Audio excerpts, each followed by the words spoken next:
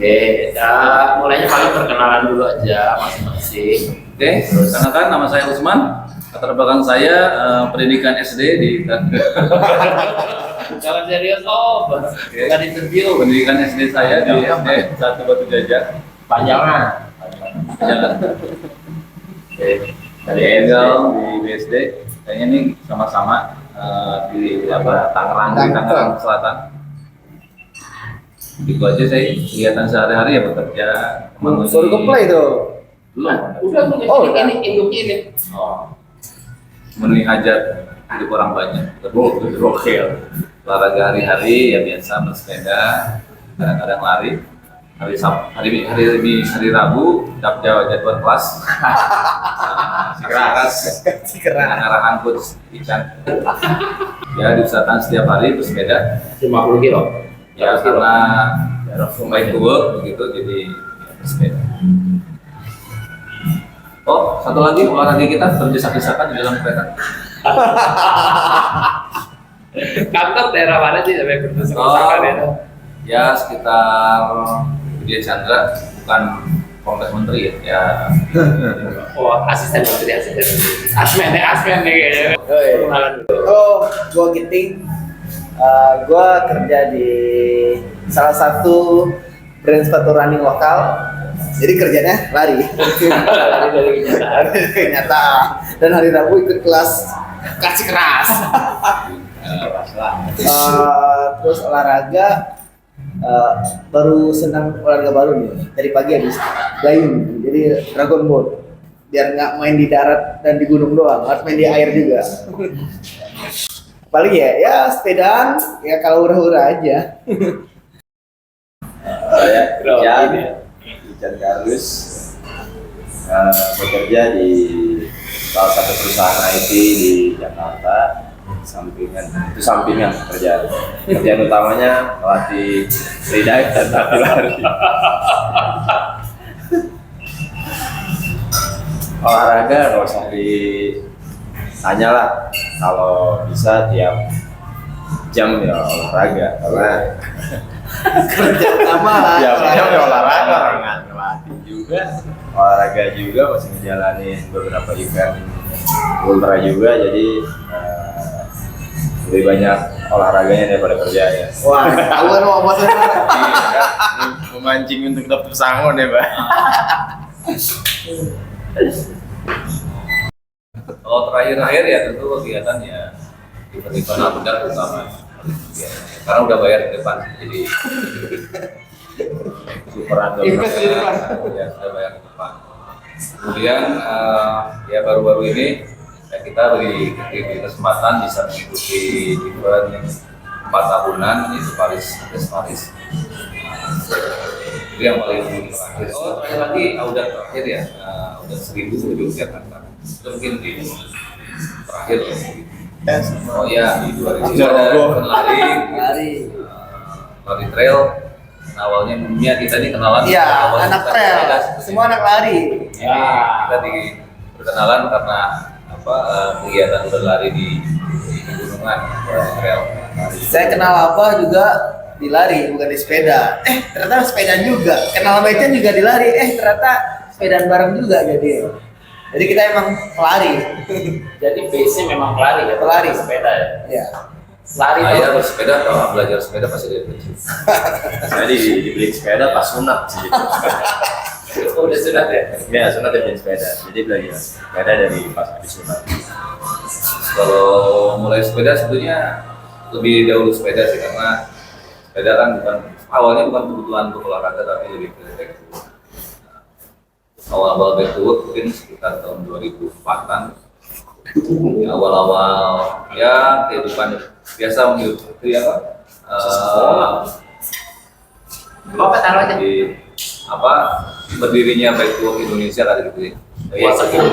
Event-event sih menurut saya sih hanya baru-baru ketika pandemi aja gitu ya. Kalau event sepeda ya ikutin Audat pokoknya bisa ikutin Audat tahun berapa ya? Tahun 2001.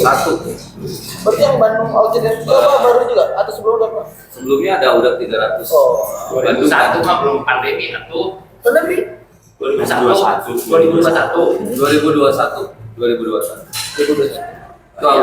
udah 300 ya. Kasih Jakarta Bandung Jakarta. Jakarta, Cirebon, sampai bukan Cirebon ya? Jakarta, Cirebon Cirebon 400 Pak. Bandung, kemudian sampai Majalengka, muter lagi, Sumedang, Bandung gitu. Itu 400 kilo. 300 kilo. Itu baru kenalan tuh dengan Om Bilku, Om Anton, Citra belum, ini tuh masih ini lah. Kayaknya masih gitu kalau lihatnya. Masih cewek. Belum kenalan. Masih cewek Citra. Terus dengan Om Piston pada 300. Terus lanjutlah ikut-ikutan Audak itu ya, karena Ikut 1000 ya. Iya, bayar di depan aja. Jadi tadi kapan pertama Pak? Kalau lari kan biasa tuh musim-musim tiduran gitu kan. Jadi ikut-ikutan. Wonder semua. Walaupun sebetulnya ya nggak aktif juga, hanya ikut-ikutan. Mulai lari, kemudian karena kenalannya banyaknya orang Bandung gitu, kemudian dia ditarikin untuk lari trail gitu, gabung dengan Bandung Explorer. Ikut-ikutan lari trail lah di event-event ya, ada di Bandung, kemudian ada di Jani, Bromo dan selanjutnya. Ikut-ikutannya sampai 100 kilo. Lari 100 kilo kok banyak. Masuk juga itu Nusantaran ya, cara silat. Iya, Terakhir Nusantaran 9 ya, 10 dan 11 kayaknya saya nggak ikut karena ada. Terakhir itu kayaknya ke Banyumas nggak ikut. Banyuwangi. Banyuwangi ya, itu aja sih. Tapi sebetulnya sih nggak lari juga ya, banyak jalan. Endurance Pak. Ya endurance, sabaran, tabahan. Sampai sekarang. Lari 200 kilo kok gak tahu nih gimana ya. Iya. Gimana penting sama saya? Kalau saya ya awal lari ya pas kuliah di Bandung. Lari-lari aspal biasa terus kena racunnya di Event terakhir dulu. event terakhir. Event terakhir ya PBP lari 1200. Event pertama Event pertama Bandung All Terrain 2021 ketemu Abah. Itu baru pertama ketemu Abah dan tahu Abah sepeda dan finishnya jauh di depan. Dan saya mepet COT. Pertama dipinjamin sepeda, semua dipinjamin. Terus ketagihan sampai sekarang. Terus kalau lari ya waktu kuliah di Bandung, ikutan lari sama teman kampus, terus lanjut lagi kena racun di komunitas Bandung Explorer bareng Abah, nyasar bareng Abah, ke gunung bareng Abah, kena racun ikut event ultra bareng komunitas Bandung Explorer. Jadi ya udah emang tabah dah. biasanya sekolah aja ya. Iya. Kita mau Ican juga di event lari. Pokoknya anak lari paling tabah lah, apalagi yang ikutan ultra. Nah, Sama kita bertiga event terakhir Paris ya 1200. Kalau pertama kali sepedaan sama kayak Abah, cuma beda tahun aja. Saya pas habis sunat tuh dibeli sepeda sama orang tua. sepeda mini ya. Sepeda roda 3. Sepeda roda 2 ya Pak ya? Sebelumnya udah dong. Sebelumnya udah tiga biasa. Oh iya, berarti dari umur 3 tahun lagi Iya, sepeda ya. fotonya sambil gini kan? Iya. Jadi pas habis sunat gue pilih sepeda roda 2, walaupun masih pakai itu tuh Roda kecil ya. roda bantu. Bajunya baju kodok. Kalau saya lebih aktif ke sepeda benerannya baik waktu di 2008-2009. Zamannya fiksi lagi rame-ramenya tuh. Anak fiksi. Makanya Mabrur jangan sombong. Mabrur masih SD, saya udah fiksi ya. Nggak ada anak BMX gitu ya. Ada, cuma kayaknya BMX kan rodanya kecil jadi buat jarak jauh Nggak bisa ya berat ya. agak lama sampai. Jadi waktu itu saya pikirannya kayaknya fiksi enak nih, dan masih berpegang teguh bahwa sepeda tuh kalau pakai rem kurang lagi. Kurang menantang ya. Kurang Kurang menantang lagi. mau. Sampai suatu saat si jalur Ciledug dibangun jalur busway flyover. Nah, di situ terjadi kecelakaan setiap minggu. Tiap minggu ada nabraknya yang nyungsep dan nyangkut tuh ada aja. Makanya tempat aku juga baik to work karena memang kecelakaan sampai ketemu sepeda. Boleh nyebut merek? Boleh nyebut merek? Boleh, nggak apa-apa, masalahnya. Sampai diperkenalkan sama sepeda Supri. Mansur, Pak Mansur ya. Ya, Pak Mansur. Supri ini kan bentuknya kayak fiksi kan, sepeda besi, itu, tapi masih bisa dipakai group set. Itu punya cross check dulu. Walaupun rim brakes, tapi itu udah giting saksinya tuh. Dipakai gravel kayak gimana aja bisa. Bukan masalah sepedanya, Sepedanya. masalah Saya. iya kayak kali juga Bukan masalah sepeda, masalah orangnya. Tanjakan boleh kita adu boleh. Pas turunan tapi nyerah. Enggak akan. Agak ngerem nih sepeda. Baru udah kena lumpur, udah kena hujan, udah ngerem. Mending tabah. Mending tambah. Sampai akhirnya 2019 ya. Apa 2020 itu lupa. Baru pertama kali ikut Audax 200 kilo Jakarta. Itu pertama kali ikut event ultra. 2020 ya? Lupa yang Jakarta yang lu temenin Oh itu temen 2021 cuy. 2022 malah. 2021 ya? Nanti 2021 baru pertama kali ikut Audax Jakarta ya. Jakarta 200 kilo. Langsung Nah, ke Bogor ya. Ya. ya Google TV ya. habis itu ikut 300 Bekasi, habis itu Bentang Jawa. Langsung dong ya. Habis itu langsung Bentang Jawa. Tapi sebelum itu udah kayak beraniin diri gue ke Jogja, Bandung, Bentang Jawa gitu. Nah, sampai sekarang. Bisa udah 400 Bali. Hah? Bali habis BJ loh. Habis BJ kan? BJ. Bali. Agak Bali. BJ. Jadi bulan depannya 600. Udah tuh nyambung terus tiap bulan nggak pernah berhenti. Jadi anak ultra banget. Bedanya antara lari sama sepeda. Dari gantian deh. Apa? Ya beda, jelas beda lah pakai alat. Effortnya lari lebih berat. Kemudian effort recovery itu lebih berat dibandingkan sepeda. Walaupun sepeda misalkan 1.500 tapi apa ya, effortnya nggak terlalu berat lari. Kemudian secara persiapan juga persiapan untuk lari itu lebih lama. Membangun endurance, membangun kekuatan gitu, misalkan core segala macam, lari harus lebih dibandingkan di sepeda. Kalau sepeda kan mungkin ada beberapa ini bisa dibantu dengan ya kecanggihan alat-alat ya, gear yang lebih lebar, Turun istirahat, free wheel. Kalau lari turun tetap di Lari, ya. sakit. Nggak ada free will ya. Nggak ada free will. Jadi memang ya lari lebih effortnya lebih. Cedera pun dari puncak tetap nyasar sendiri ke bawah. Sendiri. Nggak ada evakuasi, susah. Nggak ada Fortuner, Nggak ada Fortuner hitam. Apa pengalaman yang nggak bisa dilupain. Jadi pada saat puncak mata udah kayaknya mata malah jadi kabur itu nggak lihat. Nah kalau sepedaan bisa tinggal turun aja. Itu tinggal harus nunggu dulu, nunggu orang yang evat. Karena kalau enggak ya itu nggak bisa lihat ya, nggak bisa lihat jalan gitu dalam hutan. Habis operasi mata. Dia naik ke altitude, harusnya nggak boleh ya.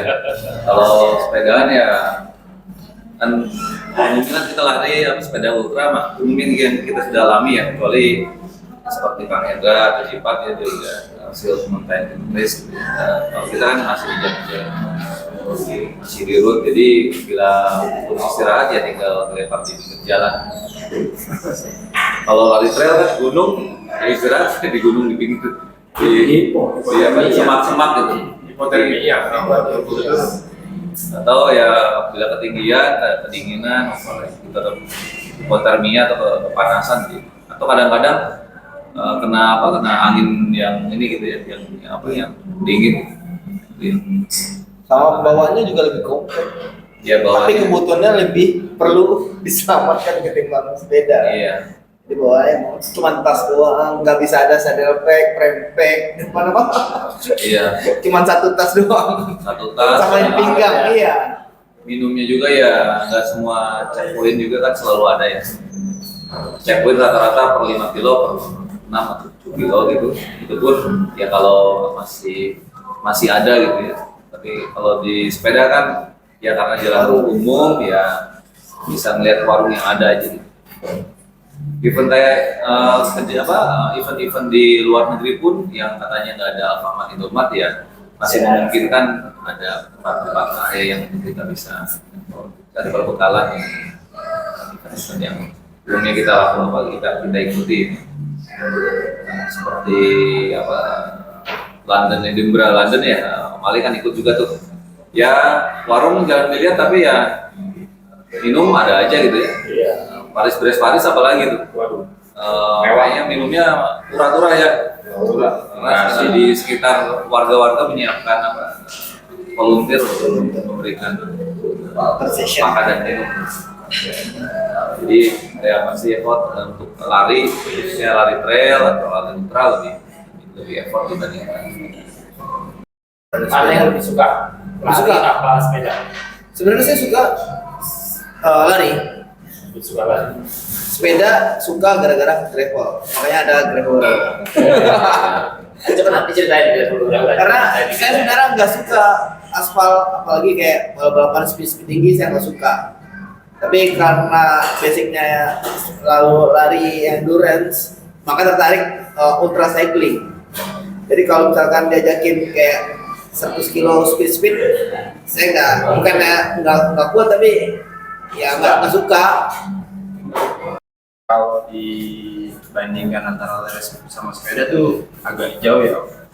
Di sepeda kita penggunaan otot terbesar tuh adanya cuma di glutes sama paha depan. Sedangkan di lari itu dari ujung rambut sampai ujung kaki dipakai semua otot.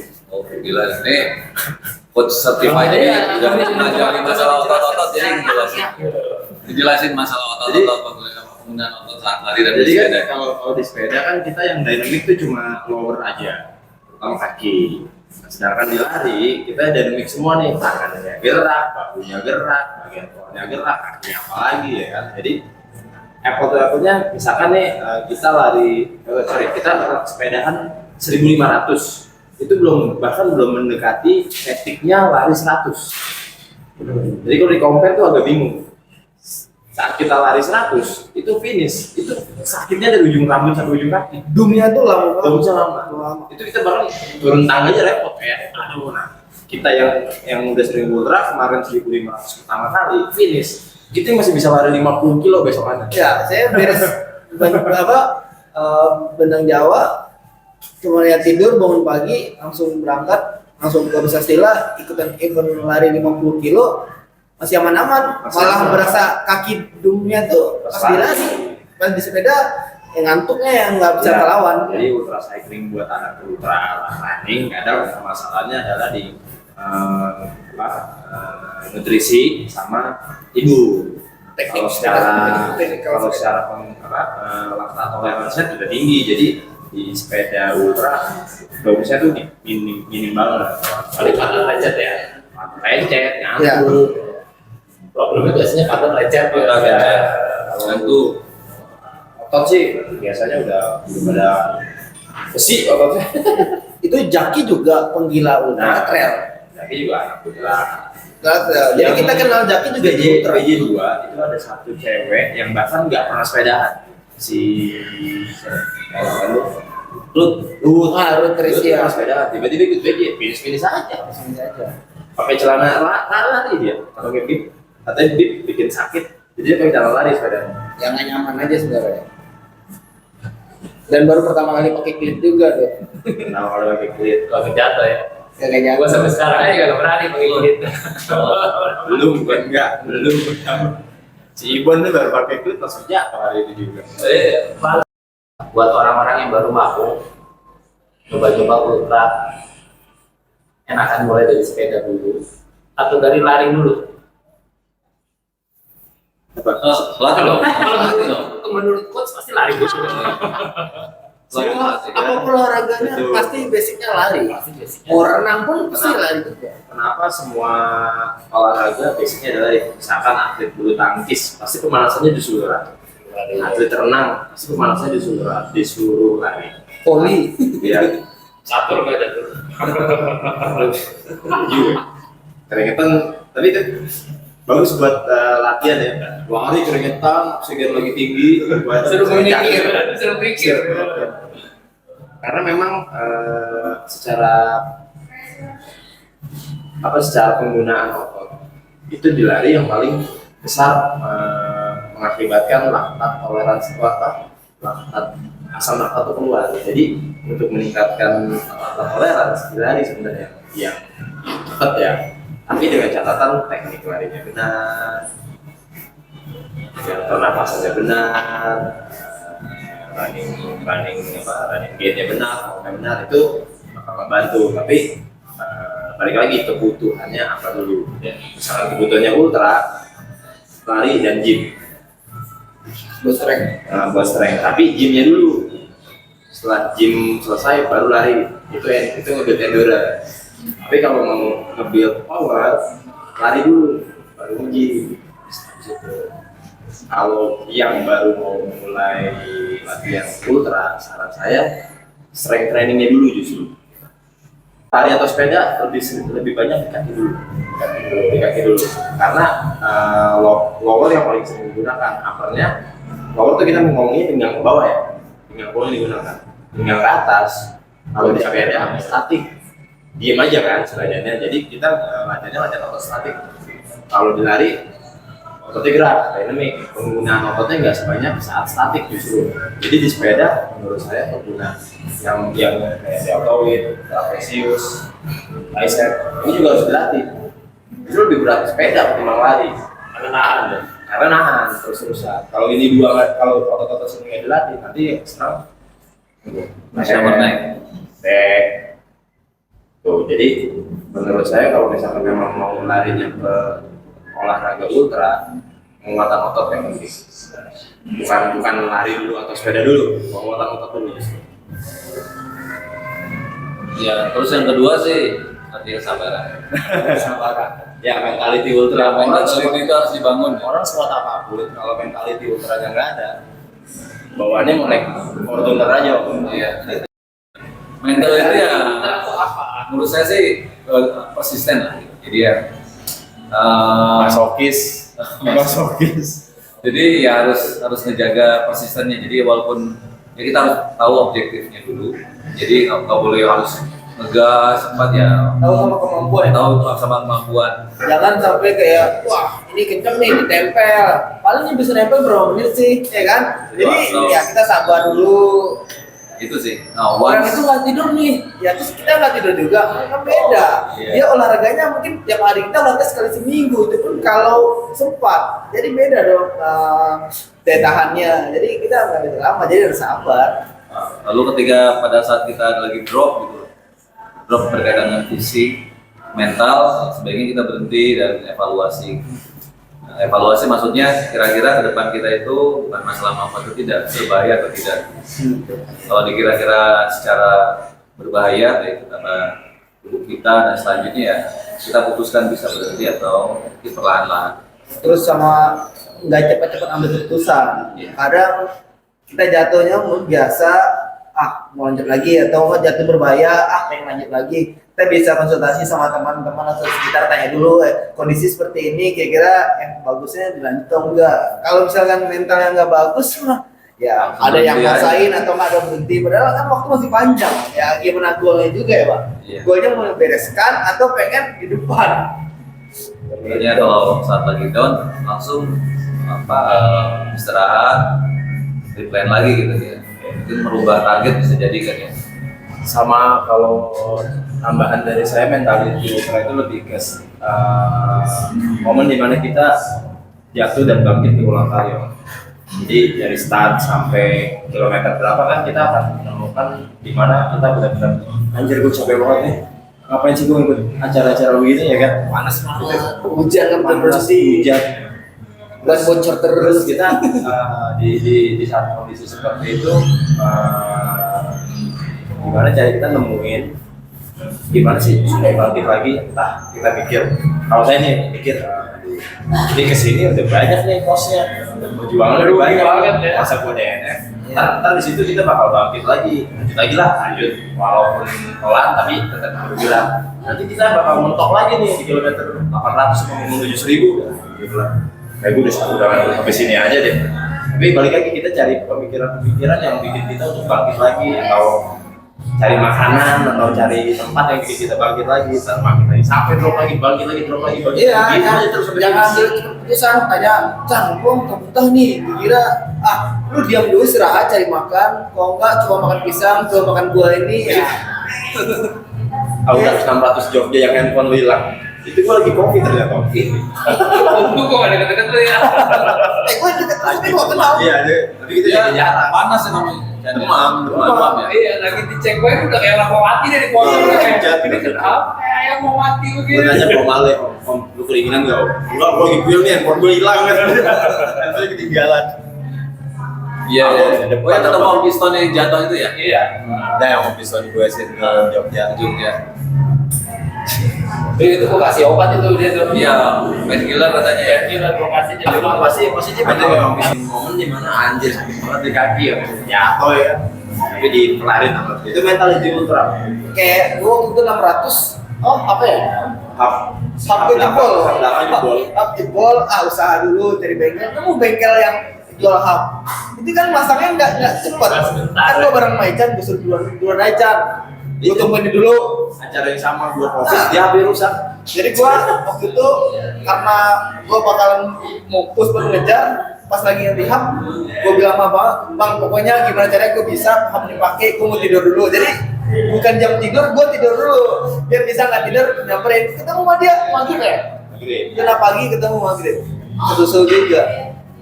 Ketemu sepeda lu doang, Om Pale lagi paling belakang dari handphone. Balik. Jadi handphone-nya ketinggalan. Dan nggak ketemu.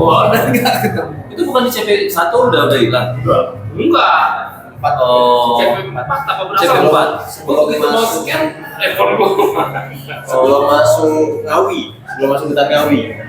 Ah iya benar. Sebelum masuk hutan Ngawi. Iya, iya. Habis hutan Ngawi. Habis hutan Habis Ngawi. hutan Ngawi. Itu gara-gara drafting ke belakang truk tuh kayaknya. Iya. Gue lagi puyeng banget ya, dingin banget nih, puyeng. Tahu dia ketiga. Wes.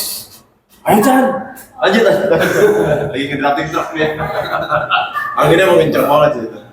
Ya itu sih. Karena waktu BJ itu, BJ kayaknya bagian kelam dalam bersepeda gitu. Oh iya. Bener. Baru pertama sektor nanjak, kaki udah kram. Baru serat.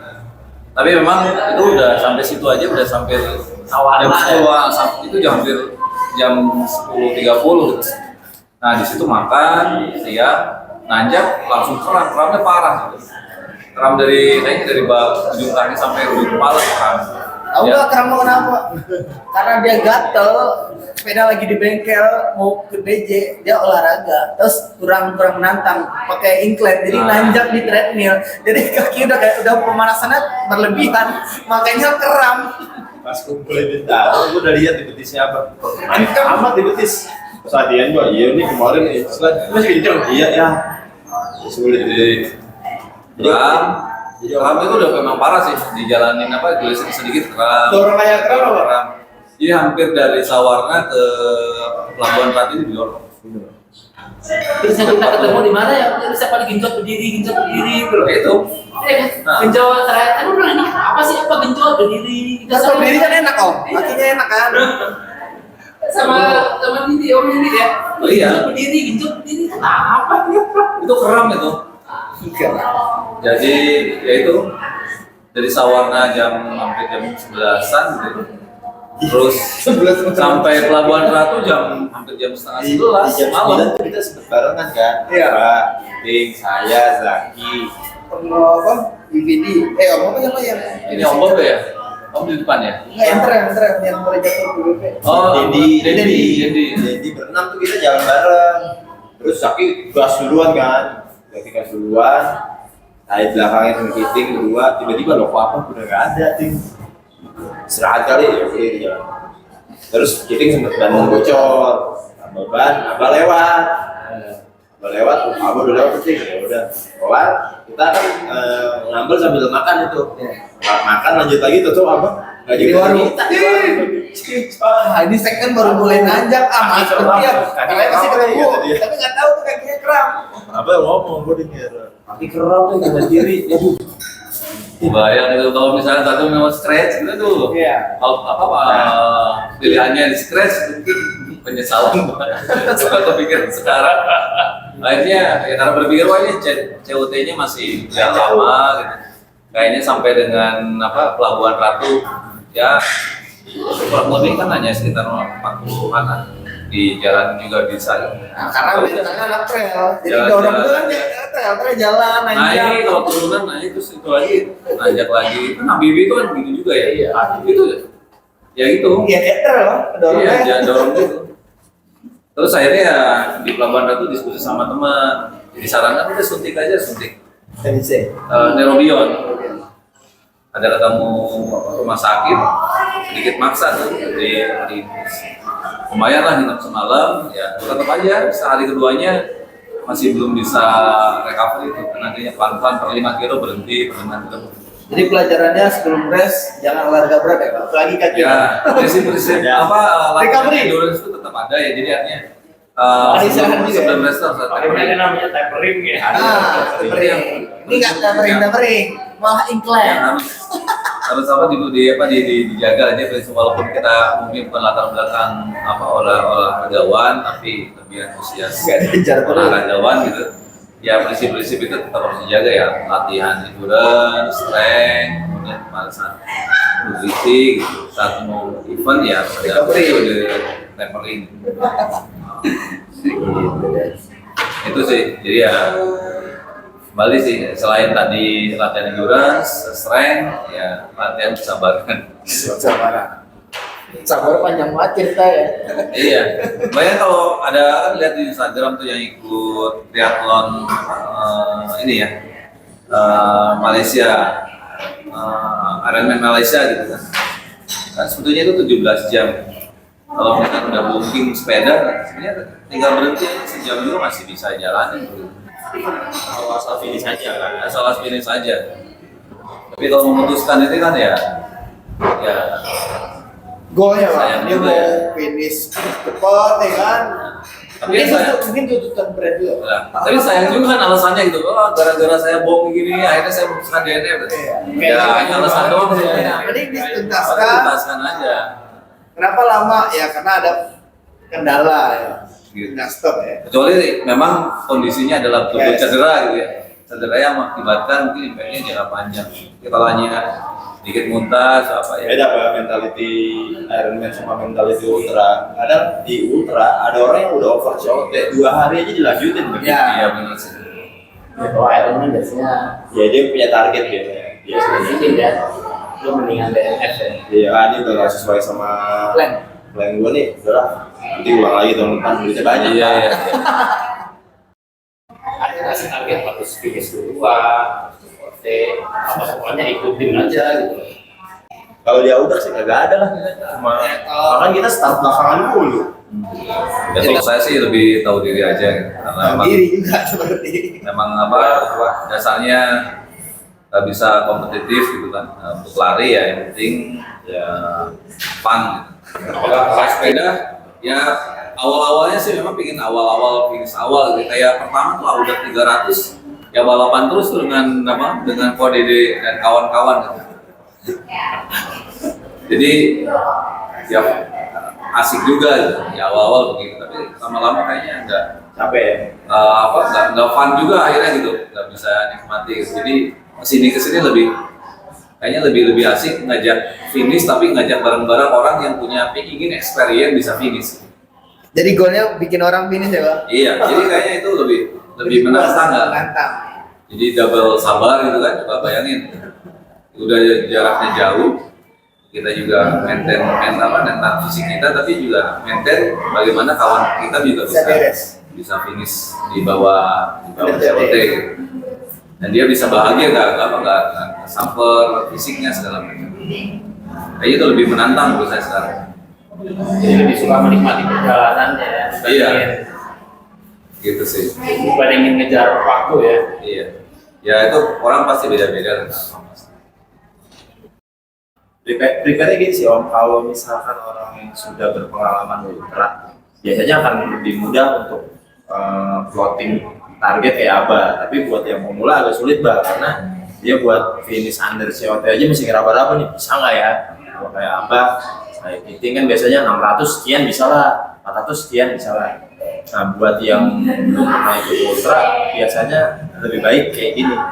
Jadi misalkan mau ikutnya 400, paling nggak latihan per minggunya tuh sampai ke angka 320 lah, biar 400-nya yakin bakal finish. Jadi sepanjang menuju goes 400 ini dia latihan bertahap. Misalnya dari hari ini gue 200, minggu depan goes 250, minggu depan 300, peaknya 320 untuk nanti di eventnya 400, tapi pakai hitungan cut off time yang mendekati cut off time-nya si Auda. Misalkan mau ikut event ultranya berapa? 200 misalkan, 200 dulu lah. Palingnya 3 kali 100 saja. Jadi lu pernah 3 kali 100. Karena gini, kalau misalkan orang yang belum pernah sampai laktat toleransinya kena nih, itu biasanya demam. Misalkan belum pernah nih Om, gue sampai 300 kilo, tiba-tiba gue bos 300 kilo. Malam itu pasti demam, atau setelah event selesai itu malam itu meriang karena badannya belum beradaptasi sama laktat sebanyak itu. Nah, jadi dibiasain dulu 3 kali ngelakuin 100, biasanya badannya beradaptasi tuh. Besoknya 100 lagi udah nggak berasa. Jadi bisa ngukur sampai 200. Sama siap dengan semua cuaca, ya kan? Betul. Karena ya nggak mungkin adem semua, nggak mungkin nggak hujan. Jadi hujan pun hujan nggak usah latihan lah. Jadi udah lanjutin aja. Kalau itu namanya heat acclimate. Jadi aklimatisasi badan terhadap suhu panas. Iya. Karena saat kita kondisi heart rate di atas 130, badan kita juga naik suhunya. Normal suhu kita berapa sih? 36 ya Pak ya? Kalau misalkan heart rate-nya lagi 150 bisa 37, 38 Pak. Kena lagi sinar matahari, itu bisa Lagi capek, Terus di kurang tidur, bisa heat stroke kalau nggak biasa. Karena Mamat bilangnya heat stroke kan? iya. Ya, mungkin dia kelamaan nggak gue panas-panasan, jadi aklimatnya turun badannya. Ya kayak yang kalau yang mau nyobain ultra, yang nyobain juga gue dari pagi sampai sore, biar ngerasain semua cuaca. Nggak gue pagi doang ngejar 104 jam atau 3 jam, pasti siangnya kewer. Mending nggak usah ngebut-ngebut, tapi gue pagi sampai sore. Jadi Apa ya? juga. Start gue jam 12. Siap langsung. Iya. Siang lah. Start gue jam 12 sampai jam 4 gitu. Yang berat itu goes dari pagi sampai sore atau dari sore sampai malam. Karena kalau kita udah nembus kayak 400 kan Harus udah lewat 24 jam. Kalau mau latihan harus dua-duanya. Kita sering tuh latihan kayak gini Om. Mau ke Bandung, startnya jam 10 malam dari rumah. Kan kalau mau ultra di atas 600 masih begadang kan. Di atas 400 juga masih begadang. Kalau LDL start pagi apa malam? LDL Pagi. LDL pagi. Pagi ya? Pagi. PBP kemarin kita gocek startnya siang. Sore. Jadi langsung kena malam. Enakan goes malam, goes pagi. Kalau awal-awal sih pasti si adrenalin lagi bagus, lagi tumbuh ya gitu ya. Ya kan, endorfin juga enak, lagi seneng-seneng kalau awal-awal biasanya ya. Jadi gue sampai dengan 10 jam, mungkin sampai Hari pertama ya, Pak? Hari pertama ya, kayaknya sampai 300 masih oke, masih enjoy sih. Nah setelah itu tampaknya Baru 300 tuh biasanya banyak faktor X ya, Pak. Ngantuk lah, makan gak cocok lah. Iya. Ya, 300 mungkin sekitar 14 jam sampai 16 jam goes lah. Nah setelah itu ya baru mulai turun tuh gitu ya. Setelah 300 biasanya gitu. Nanti ya 300 kedua ya itu kayaknya ya redam lah biasanya. Mungkin kalau pengalaman saya sih ada 2 siklus ngantuk sih, bisa jadi pagi ataupun malam. Itu dia. Biasanya teriak-teriak.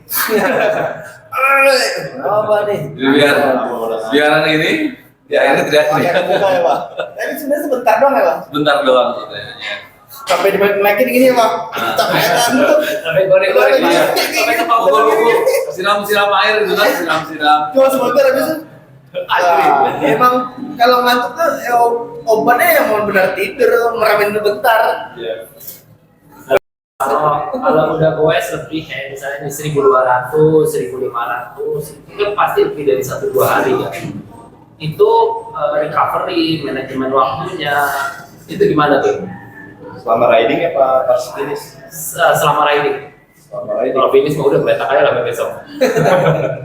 Kalau dari dulu misalkan kita lagi memang mau couple ride sama Kiting nih, kita berdua, kita tuh cuma punya pegangan kayak gini, simple ini Om. Kita makan saat lapar, tidur saat ngantuk. Kapanpun itu. Kapanpun itu. Siang mau malam. Siang semua. Kita pokoknya lapar ya kita makan, ngantuk ya kita tidur. Gitu. Kalau ada schedule khusus, target Ya khusus. kebetulan Indonesia kan warung aman Iya. semua tuh begitu. Jadi nggak jadi masalah. Nggak ada tuh nutrisi-nutrisi yang apa kayak tailwind itu kita nggak pakai pas selama riding ultra. Yang penting nasi aja. Yang penting apapun yang bisa kita makan, apapun yang bisa berbentuk solid food, kalori masuk jadi gula, kita gitu. Nah, sebelumnya ada persiapan khusus nggak supaya pas event nggak perlu tuh suplemen gituan? Karbo loading dari berapa hari?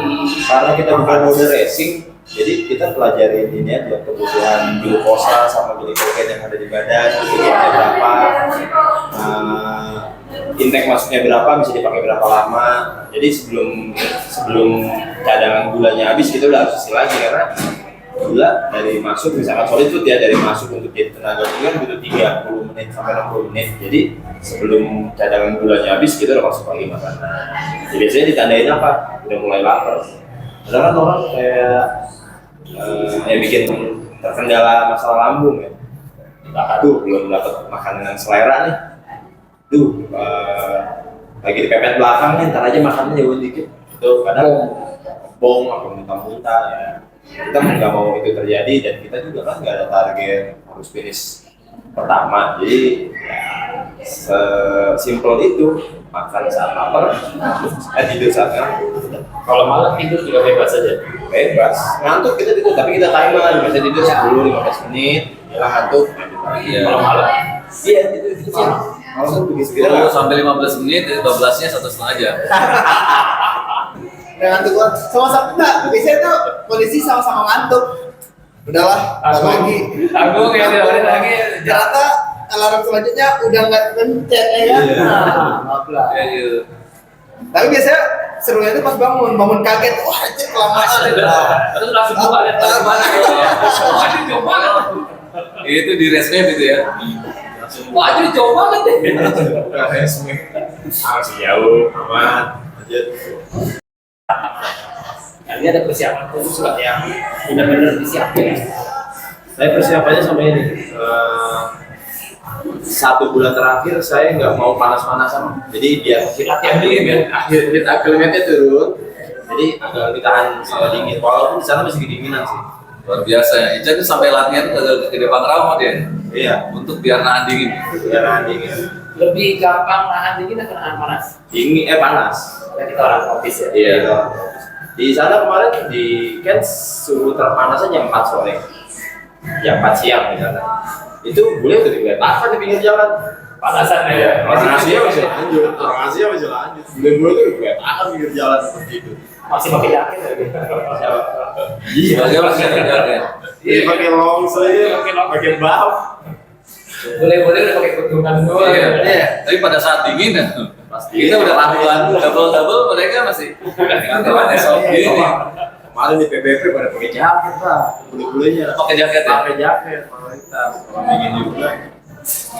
Abang pakai jaket aja 2. Iya, ada double. Ada layer, terus ada double lah gitu. Terus dapat celananya juga ya pakai double itu warm, terus pakai celana lagi. itu nggak salah strategi. Itu gue sarung sholat, pakai sarung. Buat sarung baru. Jadi sebetulnya kalau dari suhu dinginan waktu LEL sih. Iya, hanya memang siangnya panasan LEL juga. Panasnya. Iya, betul. Terutama kalau pas LEL kan daerah Scotland, Edinburgh lebih dingin ya. Hanya pada saat setelah menyeberang di Scotland menuju ke arah Londonnya cenderung panas. Nah kalau si PBP ya hanya beberapa saat aja yang area-area mau ke Brest itu cenderung dingin.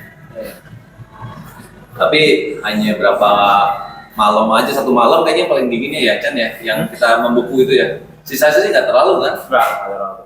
Ya masih bisa ditangani lah dia yang enggak ternyata. Siangnya nggak sepanas waktu LEL kan ada heat wave itu ya. Ya, lagi banget itu.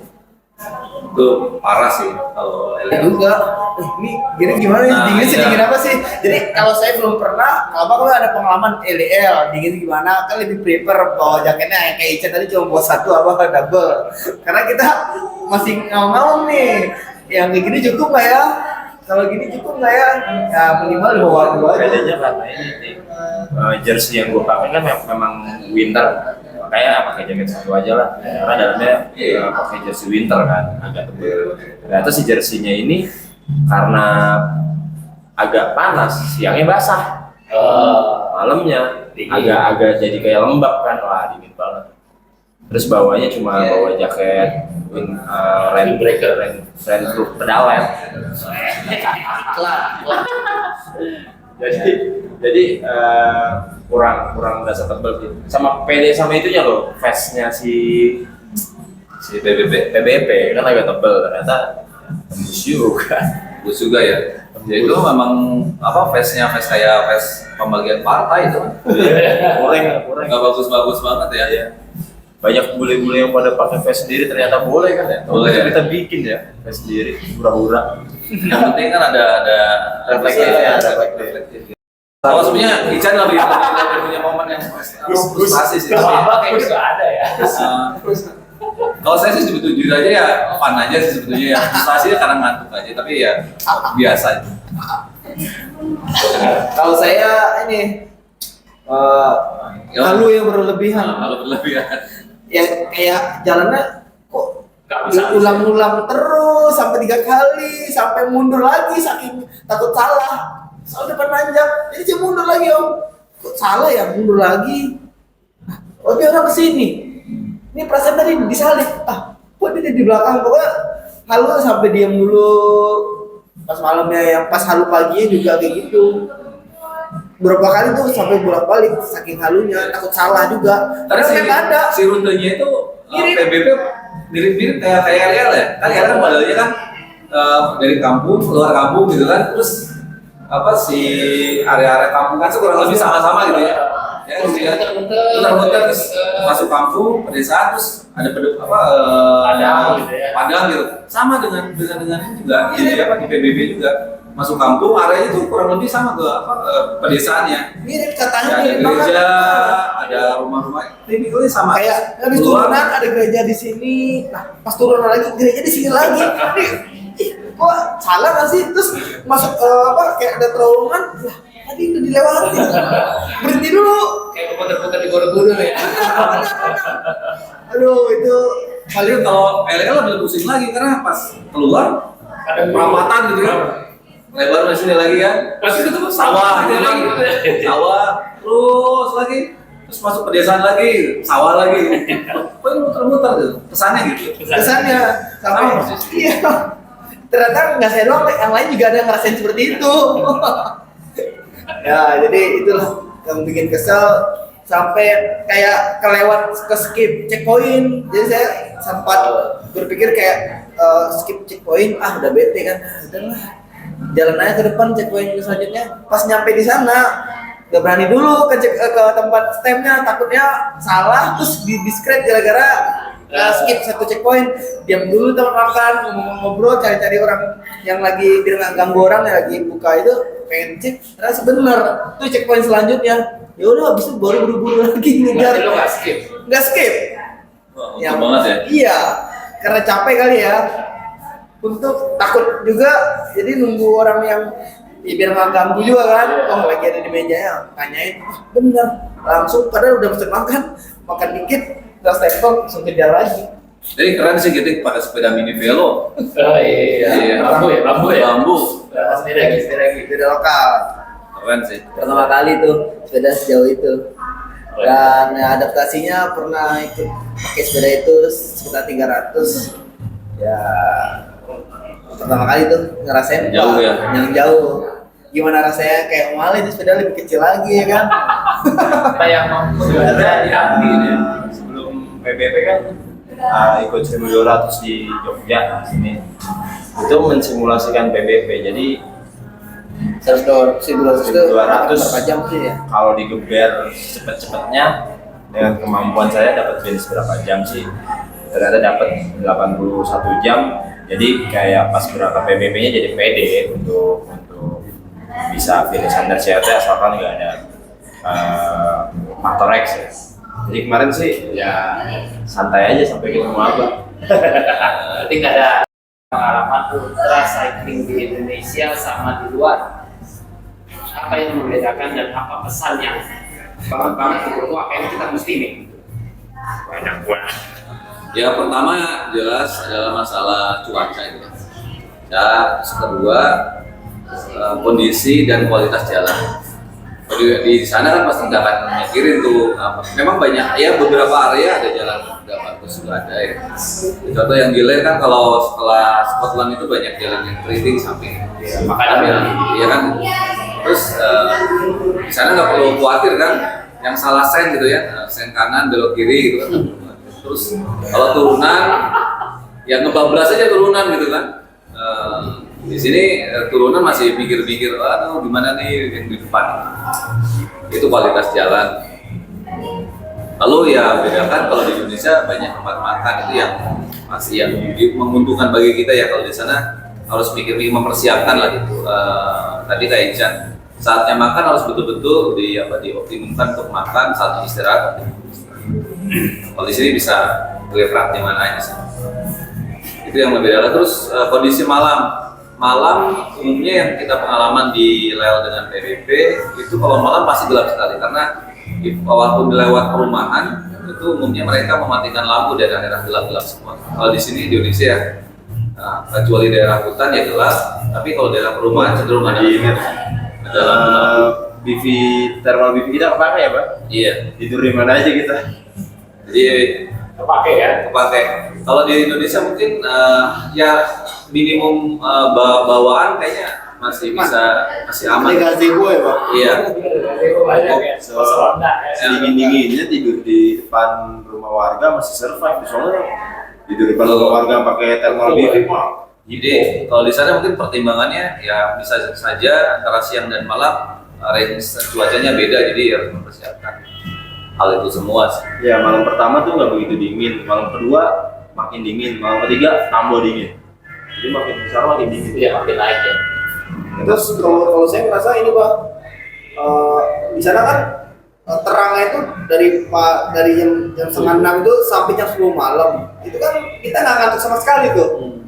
Jadi jam-jam 2 jam 3 itu benar-benar ngantuk banget, makanya banyak halu kan orang jam-jam segitu semua rata-rata mau jam 3 ke subuh itu tuh rata-rata halu karena ya sampai jam 10 itu benar-benar terang, tiba-tiba gelap.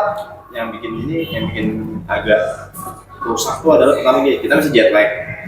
Terus yang kedua secara biologis badan kita tuh masih mengingat jamnya Indonesia di mana jam 6 pagi sampai jam 6 sore itu udah mulai gelap nih. Ya. Jam 10 kita udah mulai ngantuk. Di sana jam 10 tuh baru mau gelap. Secara kebutuhan badan sebenarnya badan kita tuh udah mulai lelah. Udah capek. Tapi karena masih terang, otak kita nganggapnya ini belum waktunya tidur. Jadi pas jam 10 menuju jam 12 kita udah mulai ngantuk. Jam 2 halu udah. Ya suplai oksigen ke otak tuh udah rendah banget. Terus kecenderungan kita tuh terlalu exciting ya, di luar negeri namanya luar negeri gitu kan. Jadi awal-awal tuh pasti exciting dengan situasi di sana. Jadi seharusnya kita klimatisasi, istirahat, biasanya kita kejar jalan gitu kan. Bayangkan coba aja di PBB itu, umumnya orang pengen pingin ke Menara Eiffel buat konten dan segala macam, dan itu ya pasti ya memakan istirahat, saatnya orang istirahat gitu. Saatnya tubuh kita harusnya istirahat, kita ya masih jalan-jalan di sana gitu. Iya. Terus paginya pengen lari pagi Lari pagi, jadi Gaya banget Iya. kontennya. kumpul di sana gelapnya jam 10 kan. Jadi yang biasanya 10 tuh ada di rumah, ini 10 baru nyampe sana. Saat event ya itu jadinya. Harusnya mungkin dengan 1 hari sampai 3 hari aklimatisasi ya akhirnya pada saat event ya Cutinya banyakin lagi. Bayangannya ya. Iya, kita kan bikinnya setelah finish bisa ada hari, harusnya di depannya banyakin. Habis finish besoknya udah Habis. Iya. iya. Bayang tuh kalau kemarin kita ngadain setelah finish mau ke ini ya, mau ke apa? Swiss Pentux, aduh, bayang tuh. Capek Ya, capek, ya maksudnya udah capek fisik dan hati deh bang. Udah agak males ya. Ikut acara ultra itu ada manfaatnya nggak sih? Bukan itu rusak badan. Lu bisa jawab sendiri dong. Kalau pribadi saya tuh lari dan sepeda ultra itu membuka saya jadi negara ini buat tadabur itu apa? Buat tadabur ya. Mensyukuri apa yang Tuhan kasih, karena menurut saya Waduh, berat banget rasanya gua. kita tahunya kan tubuh manusia ini gitu, yang kita tahu bisa ngelakuin ini sampai sini. Nah, ternyata dengan melakukan event ultra kita bisa membuka tabir bahwa badan manusia bisa digali sampai sini loh. Itu di ultra running ya, ternyata kok bisa ya manusia dibikin lari sampai 200 kilo kayak apa. Terus Bayang sih gua. manusia bisa gue sampai ribuan kilo, ternyata bisa. Kalau kita ngomong sama orang awam kan ada kendaraan ya, kok lu ya orang gila sih kayak gitu. Itu yang bikin apa ya, bikin saya kayak ternyata Tuhan bikin badan manusia ya segini, tapi ternyata banyak pintu-pintu yang bisa dibuka, digali sampai mana sih. Ternyata kemampuan manusia bisa diarahkan termasuk di freediving itu ya lebih banyak lagi tadaburnya, karena 5 menit dalam air. ada manusia ternyata bisa tahan napas sampai 5 menit ya, bisa turun ke kedalaman 50 sampai 100 meter ya. Tidak semua manusia. Ini salah satunya. Secara anatomi semua manusia bisa tuh, asal tahu teknik sama cara latihan. Kalau itu gue sih lebih berterima kasih sama ciptaannya. Asik. Luar biasa. Tapi kan itu merusak badan katanya. Merusak badan. Ya, tanpa ngelakuin ultra kita semua manusia juga merusak badan sih, kayak minum Enggak. cola, minum kopi. Kalau masalah urusan gimana latihannya juga. Kalau latihannya benar ya merusak sih, tapi nggak rusak banget. Jadi kalau misalkan kita nggak pernah latihan tiba-tiba ultra jauh itu kayaknya blunder banget. Tapi kalau ada step by step mungkin kayak udah 200 dulu, terus ke 300, 400, sampai jadi udah ngerasain semua. Ya, balik lagi ke coaches. Kalau lagi ngelatih ada 3 poin. Poin pertama persiapan tuh ya latihannya, gearsnya, observasi rute segala macam. Yang kedua restu dari berbagai pihak ya, keluarga, orang tua, sama berdoa. Yang ketiga balik lagi ke nomor 1. Kalau apapun yang terjadi di jalanan, faktor X-nya berkaitan sama nomor 1. Kalau misal taruhlah, waduh gue jalan muntah-muntah nih, berarti lo belum belum bagus nih gizinya, intake-nya kayak gimana, atau aku mau kram nih, berarti persiapan lo apa, ada kesalahan di mana. Kayak abang mungkin kesalahannya adalah overtrain, udah mendekati hari H, jadi itu juga persiapan biar nggak jadi ngerusak badan. Manfaatnya apa dari ultra?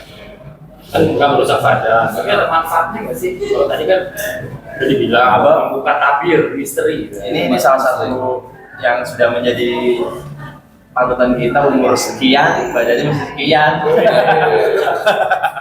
Ya, target saya sih nggak muluk-muluk, bisa kayak abah aja juga syukur Idola ya, idola. idola. Umur sekian badannya Udah keluar dari dunia gelap kan? Iya kan? Udah putih ya, udah mulai putih. Udah keluar dari dunia gelap gitu. Sama nih saya banyak juga nih. Deketin apa? Iya. Yang penting sih gini, menurut saya sih ketika kita bicara masuk olahraga ultra, paling yang terasa adalah kita membangun persisten kita ya. Jadi bukan di olahraga saja tapi dalam kehidupan sehari-hari. Ya ini jujur sangat terasa di kehidupan di kerja gitu.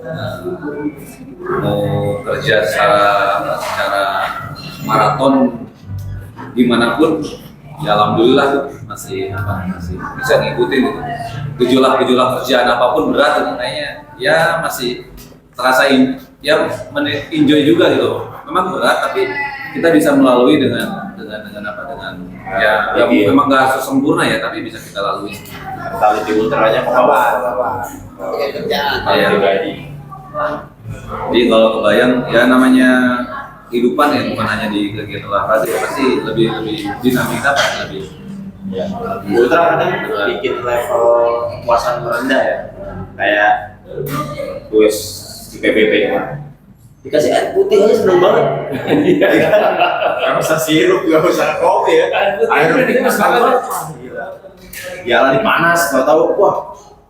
Langsung hutan, bayangan semua. Alhamdulillah bayangan semua. Itu udah rendah banget. Bersyukur. Jadi level kepuasan tuh merendah. Serendah-rendah itu. Ada lagi? Banyak manfaatnya ya gitu ya, walaupun sebagian itu juga banyak pengorbanan, tapi ya itu bagian trade off lah gitu ya, antara manfaat dengan pengorbanan. Kalau saya manfaatnya alhamdulillah nggak gampang sakit selama merantau dari 19 nggak pernah masuk rumah sakit. Kali habis jatuh luka berobat luka yang biasa-biasa aja, jadi ya secara langsung fisik juga terjaga. Kalau udah kayak habis ini lari, habis itu besok Asuransi nggak kepake. Iya nggak kepake. Nggak kepake. Asuransi jadi nggak kepake. Ini di kantor ya, ada orang lagi flu nih, ya batuk.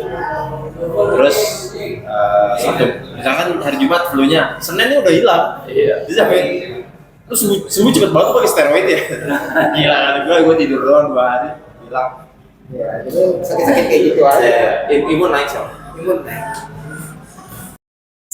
Buat orang-orang yang baru mau atau belum pernah ikut lomba, apakah mereka harus coba, apakah usah? Nggak usah. Ntar ketagihan. Mending nggak usah. Iya, tadi Om Ale bilang sebenarnya ada manfaat baiknya, ada buruknya juga. Kalau memang dari segi buruknya ya untuk menghindari segi buruknya ya latihannya yang benar, jangan salah-salah, jangan malu untuk bertanya sama senior. Ada coach. Enggak, maksudnya saya aja sampai sekarang masih sering nanya abang. Kemarin PBB saya tanya semua, kayak Udah pernah ditanyain. Vidi saya tanya semua, saya tanyain. Karena saya menghindari faktor bahaya ke saya sama faktor tidak sehatnya dari ultra cycle sih. Kalau dibandingin antara positif sama negatifnya sih 80% lebih banyak positifnya, kayak kita bisa punya teman-teman yang nggak waras, bisa syukur-syukur kalau dipercaya sama orang, dapat support, sponsor segala macam. Amin. Bisa dapat pengalaman ke luar negeri kan, karena kita untuk ikut PBB tanpa ada bantuan dari orang-orang yang udah pernah ke sana itu hampir kayak mungkin sih, cuma agak berat ya, kita agak berat. Tapi karena ikut terus event ultra, jadi banyak teman, jadi banyak yang Tahu kayak pertanyaan ke siapa ya? banyak yang kasih informasi juga. Yang pasti sih ini pasti kalau mau coba ya harus latihan. Tanpa latihan, Apa Siapa ada nih? coba? ya menurut saya perlu dicoba. Kalau suka olahraganya coba ya, Pak. Tapi kalau nggak suka jangan dipaksa. Karena Tapi semua harus yang dipaksa itu nggak yang baik ya, Pak. Iya, apalagi cuma jadi ajang pansos ya. Nah, itu tambahan. Ini pansos sekarang. Jangan jangan berusaha Sampai menghalalkan segala cara demi pansos. ya, jangan berusaha Kan kayak ultra cycling itu ya kebutuhan juga Masa gara-gara pengen beres terus cheating ya kan? Oke, pengen dianggap beres. Oh pengen angkat beres ya. Kan nggak beres juga. hanya demi posting ya. Nah, itulah. Oke, terima kasih banyak. Dadah. Thank you. Thank you. Dadah. Bye.